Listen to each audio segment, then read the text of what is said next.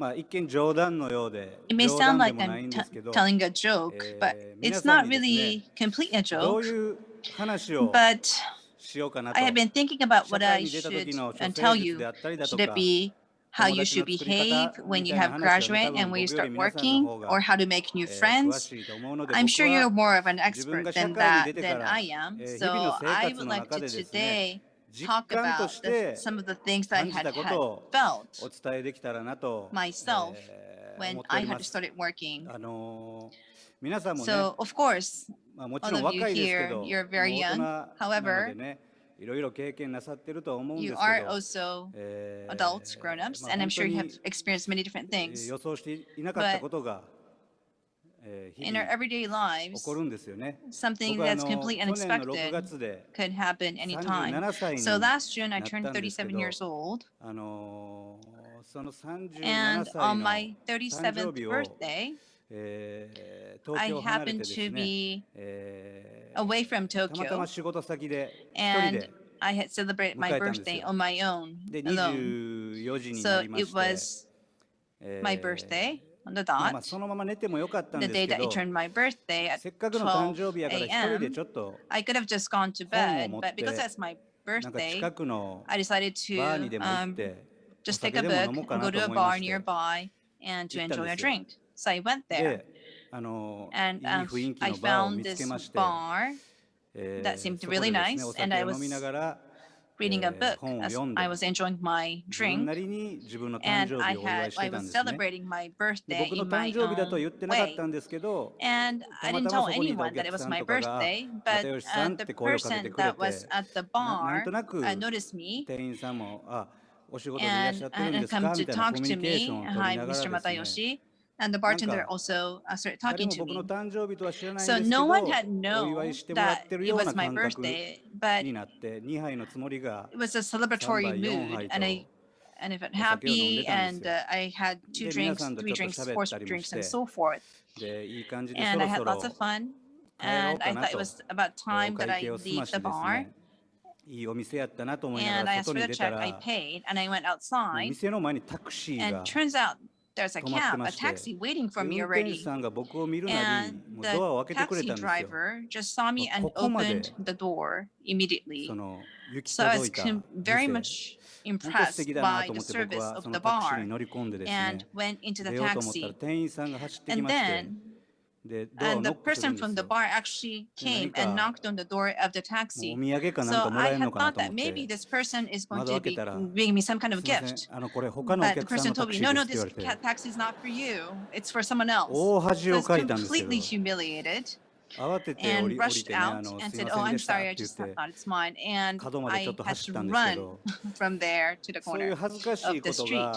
So these type of embarrassing, humiliating moments do await for you, even when you're out from school. So I have gone through this type of embarrassing moments so many times in the past already. So it's not a big deal to me anymore. I can just let it go, and the life goes on. However,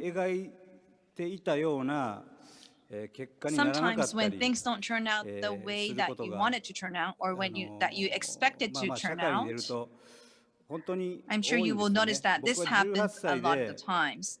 So when I was 18, I graduated from high school, and I'm originally from Osaka, but I left Osaka and I came to Tokyo with my classmate from junior high.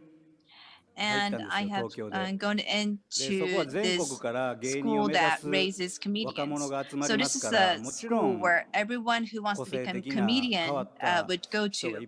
So I had expected that this school will be packed of funny people with unique characteristics. And my classmate and I had discussed about how we are completely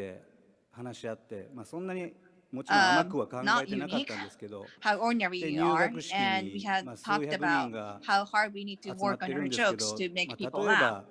And there were about a few hundreds of people there in the ceremony. There are people with mohawks, and those people who had come dressed as mailman, with different costumes, different hairstyle.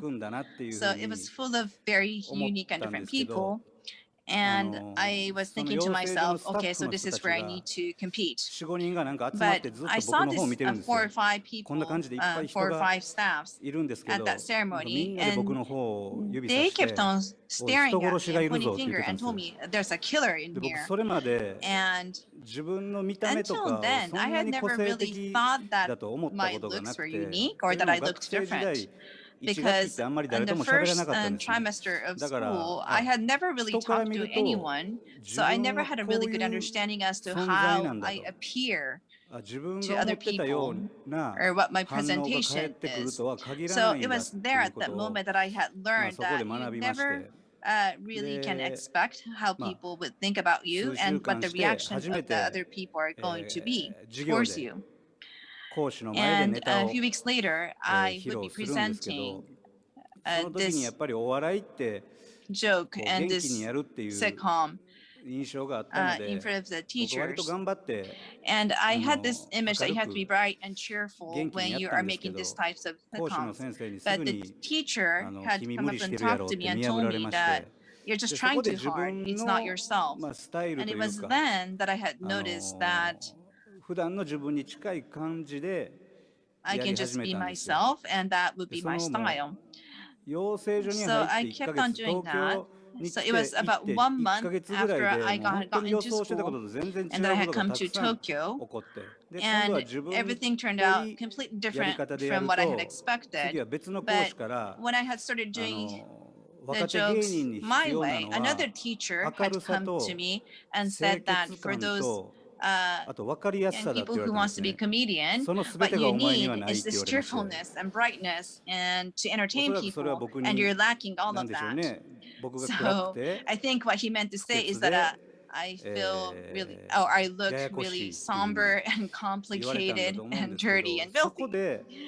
So I don't know about you, but I think if people had gotten this type of feedback, many people would be very disappointed in themselves and give up.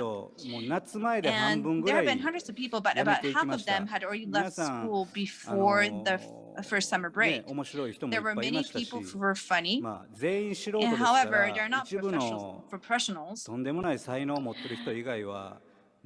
So, except for the very few who were extremely talented, the other people are simply in the same league.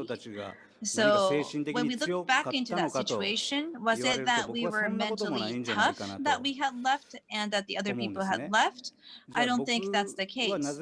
So, when I reflect on what was the reason why I had stayed and did not leave, I think it was because it's probably because those people who had left had expected a lot from themselves. The expectation from them for themselves had been too big that they couldn't meet it. So they felt that they had to be a certain way, and I assume they had probably been loved and adored by everyone around them. So those people who were deemed funny and who have been adored, I feel that they had been recognized and had been appreciated to a certain point. So to them, it must have been really hard from them that they weren't appreciated and they weren't getting good feedbacks. So I understand what they were going through, but for me, of course, I do have certain expectation for myself, and I did want to become famous and want to entertain people, of course. But I also had this faint expectation that I may not be that good yet, and that I'm not certainly that person yet. So regardless of your talent, your capability, I think if you have that type of attitude, and if you can accept who you are without forcing yourself too big of an expectation, I think that's one way to go around it.